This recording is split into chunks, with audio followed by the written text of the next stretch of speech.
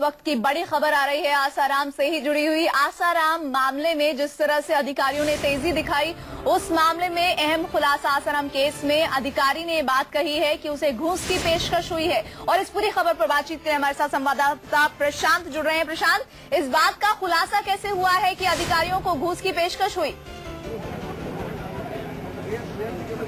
देखिए, मैं आपको प्रति बताना चाहूंगा, कल न्यूज 24 ने ही सबसे पहले ये खबर दिखाई थी कि अधिकारियों को, जोधपुर पुलिस के अधिकारियों को लगातार थ्रेट मिल रही है। आसाराम के समर्थकों के द्वारा समर्थक बनाकर उसने थ्रेट दी है। अब वो समर्थक है कौन है, इसकी जांच कर रही है। और आज खुद एडिशनल एडवोकेट जनरल और पुलिस अधिकारी जो कि इस केस की पूरी आईओ है, चंचल मिश्रा, उन्होंने कोर्ट को बताया है कि जब वो इंदौर आश्रम में गई थी आसाराम को गिरफ्तार करने के लिए, तब उनको घूस की पेशकश की गई थी जोधपुर पुलिस को। बहुत अहम खुलासा है। कल तक थ्रेट की बात आ रही थी कि अधिकारियों को जान से मारने की धमकी दी जा रही है, और आज खुलासा हुआ है कोर्ट के भीतर कि जो आईओ है प्रशांत, आपको रोकना चाहेंगे, जो दर्शक अभी हमारे साथ जुड़े हैं उनको बता दें कि इस पूरे मामले में जिस तरह से तफ्तीश हो रही थी, उस दौरान अधिकारियों को घूस की पेशकश हुई है और इस मामले में आसाराम और उनके समर्थकों द्वारा ये घूस दी गई है। और इससे संबंधित जो अधिकारी हैं उनका भी बयान सामने आया है, ये सुन लेते हैं उन्होंने क्या कहा है इस बारे में। हमारे पास आसाराम बापू केस के इंचार्ज हैं चंचल मिश्रा जी। मैम, आपको आपके अधिकारियों को धमकी मिल रही है, इसमें कितनी सच्चाई है? बिल्कुल सच्चाई है। कल हमारे डीसीपी को धमकी मिली, इससे पहले भी हमें इंटरेक्ट करने की कोशिश की गई। मैम, आपको ब्राइब की भी बात की जा रही है कि आप लोगों को ब्राइब की भी कोशिश की गई थी, इसमें कब दी गई थी, कब कोशिश की गई ब्राइब की? During the investigation. मैम, क्या ये इंदौर में जब आप लोग गए थे अरेस्ट करने के लिए, उस दौरान पुलिस की साफ तौर पर दलील है कि कोर्ट में उन्होंने ये दलील भी रखी है अपनी कि उनको लगातार धमकाया जा रहा है और इस मामले से हटने के लिए उनको घूस भी दी गई थी। कैमरामैन मुकेश के साथ प्रशांत गुप्ता, जोधपुर, न्यूज 24। तो प्रशांत गुप्ता ने ये कवरेज की है जिसमें खुद पुलिस वालों ने इस बात को स्वीकार किया है कि अधिकारियों को पेशकश की गई थी घूस की। उन्हें ये कहा जा रहा था कि मामले को रफा दफा किया जाए और इसके लिए आपको जितनी रकम चाहिए वो हम आपको जरूर दे देंगे। लगातार प्रशांत इस खबर पर हमारे साथ बने हुए हैं। प्रशांत, खुलासे दर खुलासे हो रहे हैं। पहले एक लड़की का मामला सामने आया, फिर शिवा जो उनके साथ रहता है आसाराम के, उसने ये बात स्वीकार की कि एक नहीं कई लड़कियां इस तरह से एकांतवास में जाती थी आसाराम के साथ। ये एक नया खुलासा किस तरह से आसाराम की मुश्किलों को बढ़ा सकता है?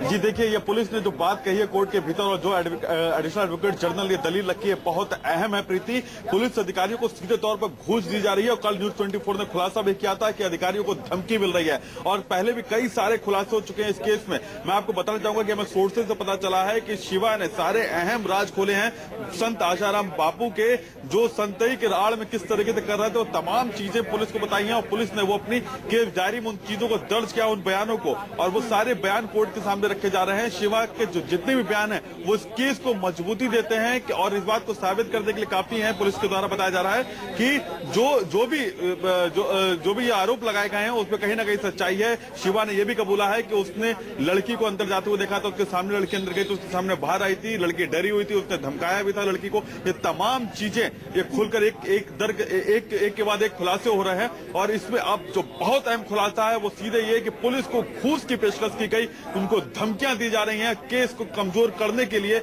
उनको धमकियां और घूस दोनों की पेशकश की जा रही है। आप बता रहे हैं कि घूस की पेशकश नहीं की गई बल्कि उन्हें धमकियां भी लगातार दी जा रही हैं। इन धमकियों में क्या कहा जा रहा है, जान से मारने को लेकर या फिर दूसरी तरह की चीजें कही जा रही हैं? और इस एविडेंस भी इसमें बहुत महत्वपूर्ण रोल अदा करने वाला है। ये एविडेंस कैसे प्रोवाइड करवाया जाएगा पुलिस द्वारा?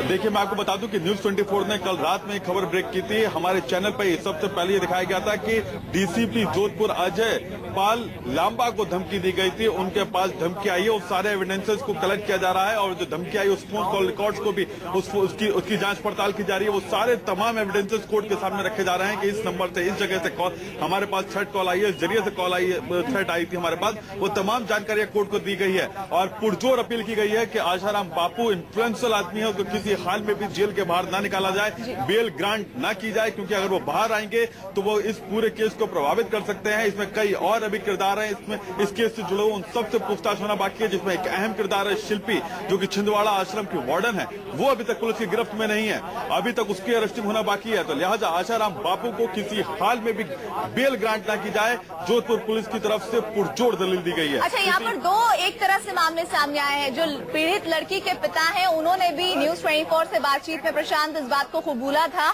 कि उन्हें बार बार इस तरह से धमकियां मिल रही हैं, घूस देने की कोशिश की जा रही है ताकि मामले को दबा दिया जाए। और अब जांच अधिकारी एसीपी चंचल मिश्रा का ये बयान कि उन्हें घूस दी गई है, देने की कोशिश की गई है और धमकियां लगातार मिल रही है, कैसे इस मामले में एक नया मोड़ लाते दिख रहे हैं। देखिए बाबा कितना प्रभावशाली है, इससे साफ जाहिर होता है। पहले पीड़ित लड़की को एक तरीके से कहा जाए उसके परिवार को धमकाने की कोशिश की गई, जब वो धमकी से नहीं डरे तो उनको घूस की पेशकश की गई। उसके बाद जब पुलिस से सम्मन भेजा तो बाबा अपना इन्फ्लुएंशियल प्रभाव दिखाता रहा, अपना महिमा मंडप करते रहे और बताते रहे कि उनके करोड़ों भक्त है, अगर पुलिस उनके खिलाफ कार्रवाई करेगी तो उसका खामियाजा भुगतना पड़ेगा। और जब पुलिस नहीं मानी और पुलिस जब आश्रम गई, उनको इंदौर गई वहां पर अरेस्ट करने के लिए, तब उनको घूस की पेशकश की गई, पैसे से खरीदने की कोशिश की गई। और उसके बावजूद भी जब पुलिस नहीं झुकी, बाबा को अरेस्ट किया, आशाराम बापू को अरेस्ट किया गया। और उसके बाद अब जब पूरा मामला कोर्ट के सामने लाया गया तो उनके अधिकारियों को धमकाया जा रहा है कि अगर आप नहीं सुधरेंगे तो आपको जान से हाथ धोना पड़ेगा। तो सीधे तौर पर आशाराम बापू की तरफ से हर साम दंड भेद हर तरीके की नीति अपनाई जा रही है इस केस को कमजोर करने के लिए। अगर पुलिस की दलील माने और कोर्ट में जो दलील दी गई है उसके अनुसार ये सारी चीजें की जा रही है। प्रशांत, आपके पीछे कुछ गहमा गहमी मैं देख रही हूँ, अगर आप जानकारी जुटा पाए तो बताइए क्या कुछ चल रहा है इस वक्त वहाँ पर। देखिए दलीलें दोनों तरफ की, बचाव पक्ष की कल दलीलें थी, के मनन यहाँ शामिल हुए थे, उन्होंने कल अपनी पूरी दलील दी थी, 2.25 घंटे तक दलीलें दी गई थी। आज सरकारी वकील यहाँ पे 11 बजे करीब पहुंचे तो 11:15 से यहाँ पे बहस शुरू हुई।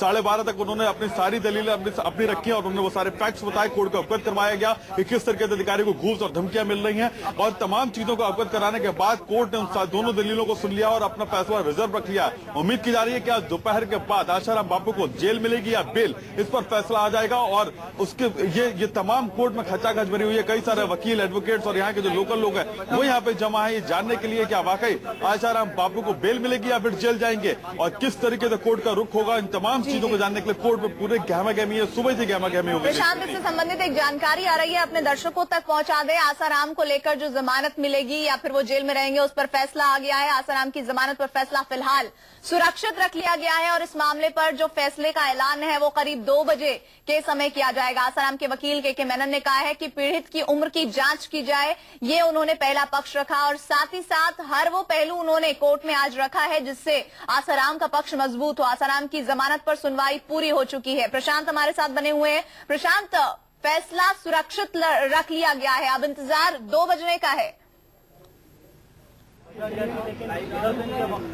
बिल्कुल, देखिए मैंने आपको पहले बताया कि लंच के बाद ये फैसला आएगा और उम्मीद की जा रही है कि लंच के बाद कोर्ट इस पर अपनी राय देगा कि उसने दोनों पक्षों की दलीलें सुन रही है और अब उसको क्या फैसला देना है ये लंच के बाद बताएगा। लेकिन दोनों पक्षों ने पुरजोर अपनी तरफ से दलील रखी है कि मनन ने इस पूरे मामले को कॉन्स्पिरेसी बताया, मीडिया के ऊपर भी हमला किया इसके अलावा, और उन्होंने कहा कि जो लड़की की उम्र है उस पर भी सवालिया निशान लगाए। तो ये तमाम चीजें, हालांकि पुलिस की तरफ से लड़की के 10th का जो सर्टिफिकेट है उसको एज के प्रूफ के तौर पर उसको पेश किया गया है। इसके अलावा मैं आपको बताना चाहूंगा प्रीति, एक अहम जानकारी की लड़की के पीड़िता के पिता को भी यहाँ पे लेकर आया गया था। उत्तर प्रदेश पुलिस के जवान एक आया था उनके साथ में और वो भी कोर्ट में आए। कोर्ट में वहां पर भी उन्होंने भी अपनी बातें रखी हैं। तो ये तमाम गहमा गहमी भरे माहौल में दोनों पक्षों ने अपनी अपनी दलीलें दी हैं। अब इसमें देखना होगा कि कोर्ट का क्या रुख रहता है। अच्छा प्रशांत, एक बात और बताइए, कल से लेकर आज तक 24 घंटे से ज्यादा का वक्त हो चुका है। हर एक आम आदमी, देश का नागरिक ये जरूर जानना चाहता है, वो चाहे आसाराम का समर्थक है या फिर आसाराम को सख्त गिरफ्तारी के बाद सजा की मांग कर रहा हो,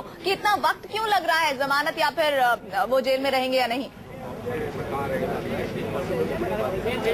देखिए चूंकि मामला काफी हाई प्रोफाइल है लिहाजा कोर्ट भी कोई जल्दबाजी नहीं करना चाहता और चूंकि वकीलों की लंबी चौड़ी फौज आई है यहाँ पे प्रीति, के मनन कोई छोटे मोटे वकील नहीं है। इसके अलावा सुप्रीम कोर्ट के विकास बाबा और अगर कहा जाए तो करीबन 1 दर्जन से ज्यादा लॉयरों की भीड़ है यहाँ पर। जमात पूरी इकट्ठी की गई है आसाराम बापू की तरफ से। दूसरी तरफ वहीं पे राजस्थान पुलिस ने भी अपना दमखम ठोक रखा और यहाँ पे एडिशनल एडवोकेट जनरल को पेश किया गया, जबकि इस लोकल कोर्ट में अलग पीपी होता है। उसके अलावा उनको न पेश करके अपने एडिशनल एडवोकेट जनरल को पेश किया। तो जाहिर सी बात है कि दोनों तरफ से वकीलों की फौज और लंबी लंबी दलीलें दी जा रही हैं। प्रशांत, आप हमारे साथ बने रहिए। एक और जानकारी जिस तरह से आ रही है कि एसीपी चंचल मिश्रा को धमकी दी गई है, ये सिलसिला यहीं तक नहीं रुका हुआ है। आपको हम जानकारी दे दें कि पीड़ित लड़की के जो पिता हैं उनको भी धमकी दी गई है और उन्होंने क्या कहा है इसके संबंध में, आइए सुनिए।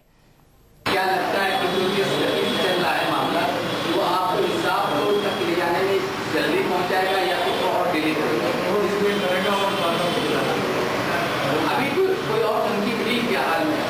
लड़की ने आपको रिश्तेदारों से दबाव बनवाना ये सब चल रहा है।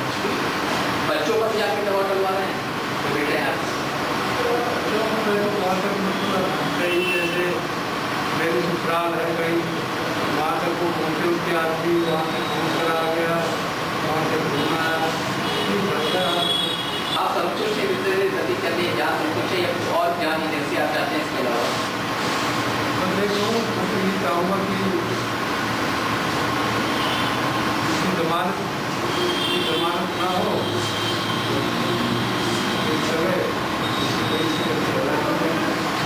बल्कि मेरी तो ये डिमांड है कि सीबीआई जांच हो तो सीबीआई जांच में सारा सब आ जाएगा। तो पीड़ित लड़की के पिता ये चाहते हैं कि कम से कम जमानत अभी ना हो आसाराम की, नहीं तो वो मामले को प्रभावित कर सकते हैं। प्रशांत, आप लगातार हमारे साथ बने रहिए।